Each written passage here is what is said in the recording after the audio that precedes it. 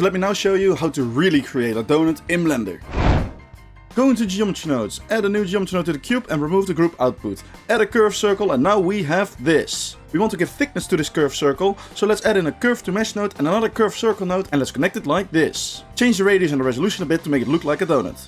Now let's create some displacement with a set position node, connect the noise texture like this and then you see it gets shifted diagonally. Fix this by adding in a vector math node, set it on subtract and subtract every axis by 0.5. Then you see that looks pretty good already. The displacement is a bit strong, so let's scale it down like this. And let's also add in a subdivision surface node with a level of 2. Now let's make the icing part by looking at the normals of the donut. Do this by adding in a normal node, a vector math node and a separate XYZ node. Connect it like this, tweak the values a little bit and connect this with a delete geometry node so that you're deleting the parts that are not pointing upwards. If your top part is on the wrong side, no worries. Just add a vector math node, set it on scaling and set it on a scale on -1. And now I want to make it drop down randomly just like this. So I'm placing an extrude node over here for, you know, extruding it. Set it from faces till edges and we only want to extrude this part. So with an attribute statistic node we can determine the Z location of each vertice and we want to find the vertices with the lowest set location so that we can extrude those down. So add in a compare node, set it to equal and connect it with the other nodes like this so that we can only extrude that part. I don't want to extrude it like this, I want to extrude it down. So let's add in a vector node with a Z value of -1 so that it goes like this. With a random node, add some randomness to the offset scale and turn down the maximum value. Let's make it that the icing geometry is always sticking to the donut geometry by adding in a set position node and now we want to determine like which face is the closest to this icing part. So add in geometry proximity node and the target of this one is going to be the donut and set the position to the position of the set position and now you see it sticks together. Now let's make the icing thicker with another extrude mesh node.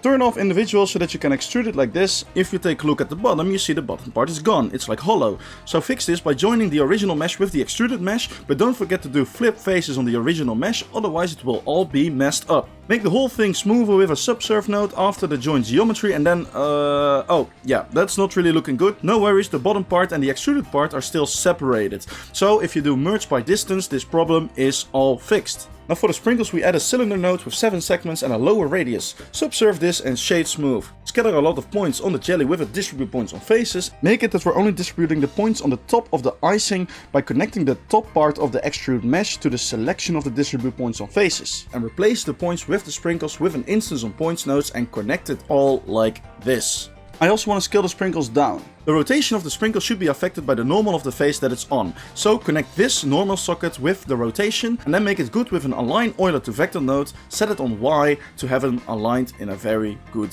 way. Of course we want to add in some randomness to this, so let's add in a vector math node, set it on vector and let's connect it to rotation. Let's make all the values 0 except for the Y axis. Let's make that a high number so that we have a lot of randomness. Now let's join everything together and that already looks very nicely.